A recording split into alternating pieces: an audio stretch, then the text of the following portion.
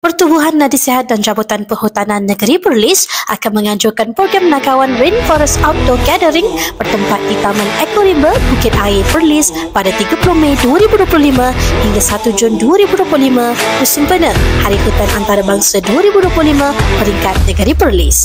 Berbagai aktiviti menarik menanti anda, antaranya ialah perkemahan dan hammocking di Nakawan Base Camp, pendakian wang gunung, eksplorasi Gua Kelam, BBQ, teroka air terjun, kayuhan santai dan basikal lasak, dan larian denai 5 km dan 7 km dalam Nakawan Rainforest Run. Tempat adalah terhad, daftar sekarang. Join grup untuk maklumat lebih lanjut.